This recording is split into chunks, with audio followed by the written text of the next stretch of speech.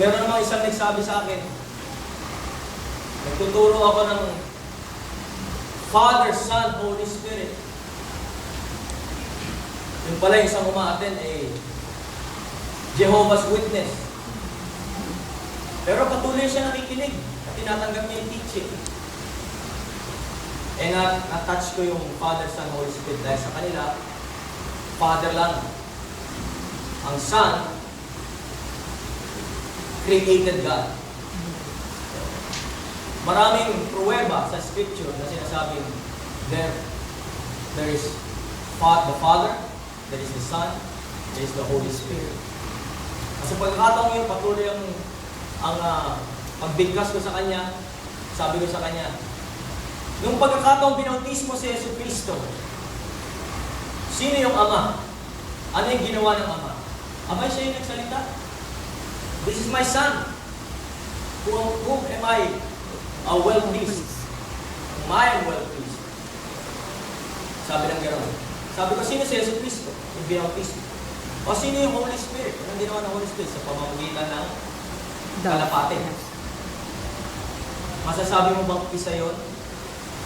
Tatlo yung nagpakita. Tatlo yung nagpahayag. At nananalangin si Yesu Cristo sa Gethsemane, sino yung kausap niya? Sabi ko, God the Father. At sino yung nananalangin? Si Jesus Christ. Pwede bang, ang God the Father nasa langit. Si Jesus Christ nasa Gethsemane, nasa lupa. Pwede bang, kung siya rin yun, pupunta muna siya sa langit, sasabihin niya, oh, anak, diyan ka lang. Tapos pag mananalangin na pupunta na naman siya sa lupa, sasabihin niya, oo nga po, itay. Father, Son, Holy Spirit. And then another person came in along the way sa Bible study ko po. Pilosopho. Sabi, Pastor, pwede bang gumawa ang Diyos ng bato na hindi niya kayang buhatin? Marahil narinig niya na yung tanong na yun. Sabi ko, abay, pilosopho yung tanong mo. Talagang serious ka sa tanong mo? Sabi ko, opo, Pastor. Kumbaga, hinuhuli lang niya kung ano yung sasagot ko. Sabi ko, ang Diyos, pag gumawa, may layunin. He has a purpose in everything. Yes. Kung gagawin niya yung kako, He will just insult Himself. And that's a foolish thing. And ang Diyos hindi gumagawa ng kapalpalan. Ang Diyos hindi gumagawa ng mga bagay na walang layunin. Yes. Is there a purpose in doing such thing? Sabihin mo sa akin, walang purpose. So, makakaranas po tayo ng iba't ibang tao. Yung isa naman, dahil nabangga po ako, no? Purihin ng Diyos. Ewan ko kung alam niya na, yung iba sa atin alam niya na. Yes. Ako'y hinatid ko yung aking ate, papuntang New Mexico, nasa LA siya. Hinatid ko sa airport. Pagbalik ko dun sa apartment, naka-full stop yung nasa harap ko at saka ako. Then suddenly, mayroong tatlong sasakyan nagbanggaan hanggang umabot sa akin. Boom! Boom! Boom! Tapos, talagang lakas ng impact. Actually, total wreck yung kotse yung dala ko. Hindi na pwedeng ipagawa. Pero yung tatlo, na ospital. Ako, lahat kami total wreck yung apat. Yung isa lang hindi na total wreck yung nasa harap ko dahil medyo mahina na yung dating sa kanya. Dahil malayo yung distansya ko para kami naka-full stop. Sa madaling salita, lahat ng tatlong nagbanggaan, na-hospital sila, ako walang balik. Amen. Ako walang sakit. Salamat sa proteksyon ng Panginoon. Amen. Nasira man yung sasakyan, pinalitan ng Panginoon. Mas bago. Hindi naman bago.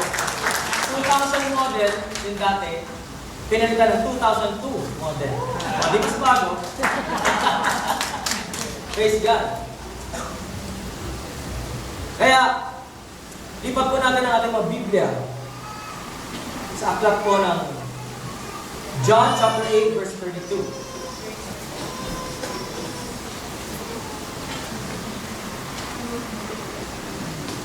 Pero sinabi po sa akin, pagkatapos noon, sinabi sa akin na magpaano ka, magpa-therapy ka. Dahil minsan, yung mga ganyan, work class, Ano yan, yung after a week, after a month, doon mo mararamdaman. Nagpa-therapy ako. Okay naman, libre naman, kaya okay lang, sige, therapy. Yung pala, yung nagmamasahe sa akin, physical therapist, kung masahe, physical therapist, mas magandang dati. Atheist, hindi naniniwala sa Diyos. Sabi sa akin Pilipino Filipinong atheist, yan lang Encounter. ranas, napakalubilo. Pilipinong hindi naniniwala sa Diyos. Sabi sa akin, pastor ka pala. Oo, kapag sabi ko yun. Hindi ako naniniwala sa Diyos eh. Ganun ba? Bakit naman? Sabi ko. Kasi, paano mo ba makuprove na merong Diyos? Sabi ko, mahabang usapan yan.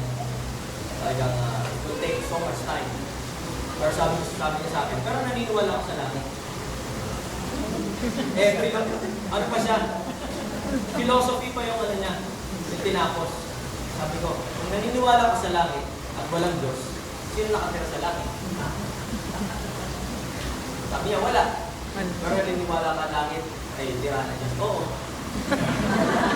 Philosophy pa tinapos mo.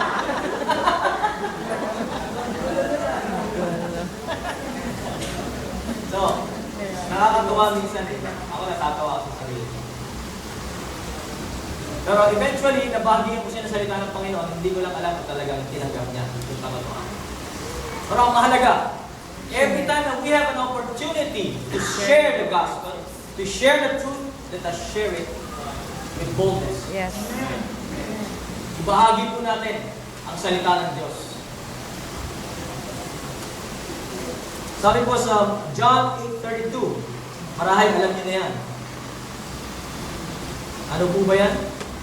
And you will know the truth, and the truth will set you free. Meron pala kayong ano yan. And you shall know the truth, and the truth shall set you free. Yun ang magpapalaya sa atin. Bakit ba sinabing, and the truth will set you free? Bakit? Dahil, kaya tayo meron mga tinatago dahil tinatago natin yung katotohanan. Yes. Dahil meron tayong tinatago, kaya hindi tayo malaya. Pag meron tayong tinatago, hindi ka malaya.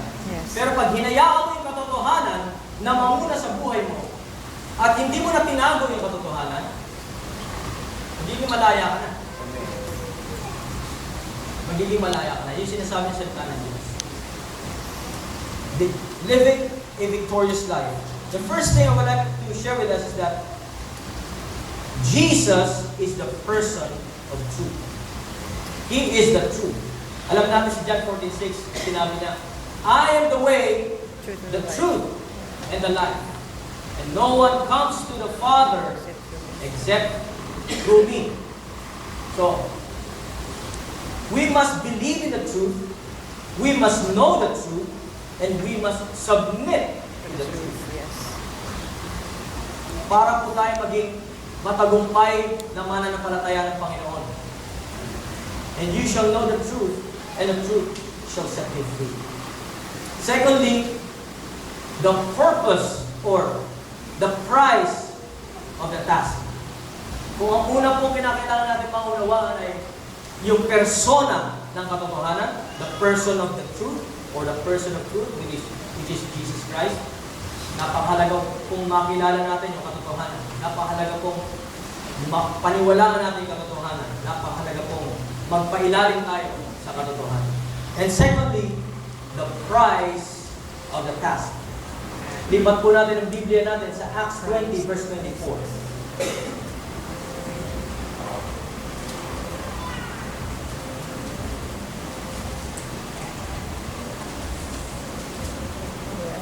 Consider some point level.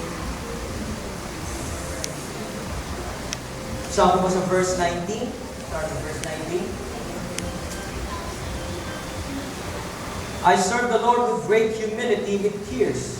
Si Paul po nagsasalita, si San Pablo. Although I was severely tested by the plots of the Jews, you know that I have not hesitated to preach anything that would be helpful to you, but have taught you publicly